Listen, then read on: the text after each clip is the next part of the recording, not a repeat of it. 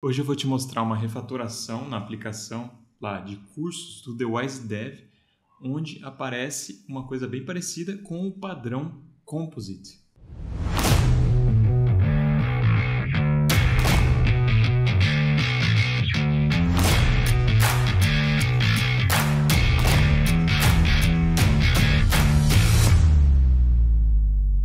E aí galera, beleza?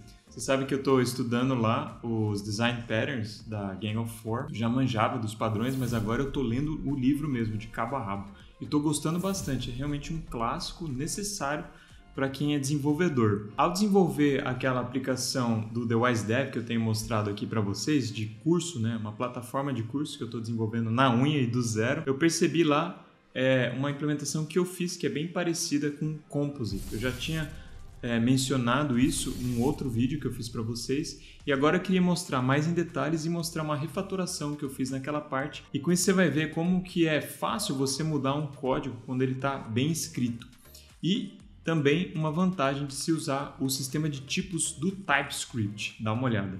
Então existe esse site aqui que eu não sei se vocês conhecem, que é o Refactoring Guru, e que tem a lista dos Design Patterns, né, dos padrões de projeto. Eu achei bem legal o jeito que ele mostra os padrões aqui, e esse é o padrão Composite. Tá? Então, o propósito desse padrão é ajudar você a modelar, certo, uma parte da aplicação na qual você compõe objetos em estruturas de árvores.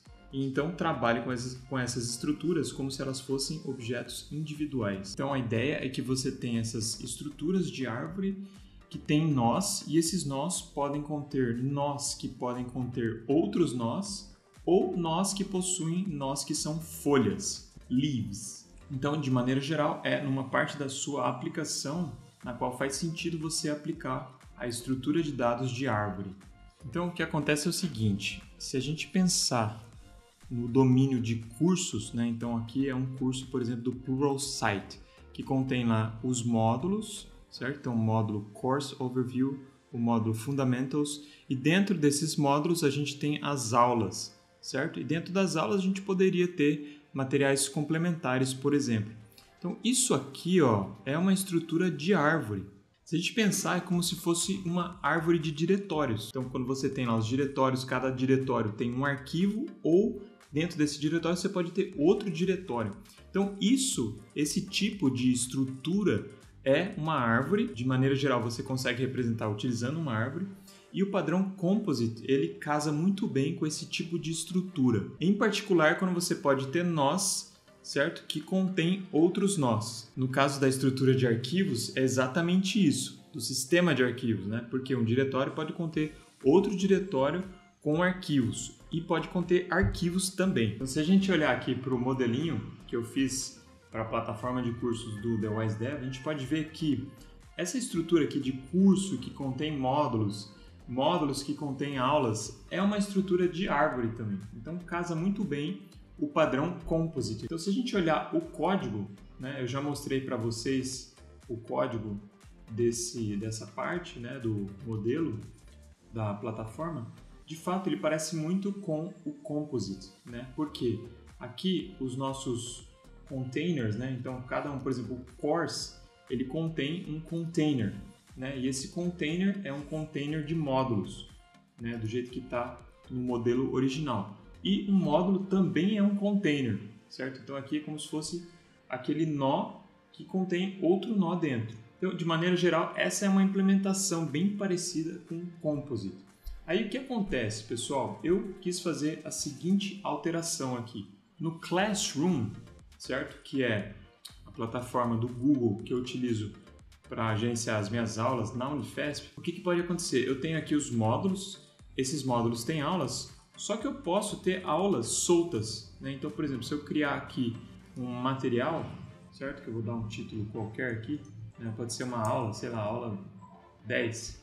Se eu criar essa aula aqui, né, e postar ela, o que acontece? Ela fica solta aqui, então ela não está em nenhum módulo. E pode ser que você crie cursos nos quais você não quer dividir as aulas em módulos, você quer simplesmente colocar as aulas lá. Por exemplo, pode ser um mini curso que tem poucas aulas, então você não quer lidar com módulos, você quer colocar as aulas diretamente dentro do curso. Então essa refatoração é o seguinte, pessoal, vamos fazer ela aqui, né? Então, se a gente olhar aqui para o nosso domínio, né, o módulo é que contém as aulas, né, e o curso contém somente módulos. É como se eu quisesse, na verdade, né, que um curso possa conter aulas também diretamente, certo? Então é como se eu fizesse uma ligação aqui, né, de curso para lecture diretamente.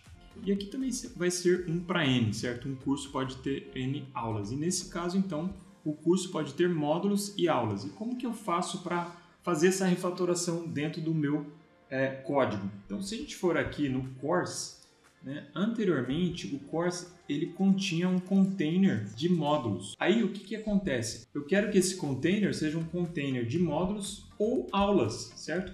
Porque assim o curso ele pode conter aulas soltas que não estão dentro de módulos. Então, primeiramente, o que eu fiz? Eu fui lá e fiz testes para isso, certo? Então, aqui, esses testes mais no final, eles são exatamente para isso, né? Para a gente poder ter aulas soltas.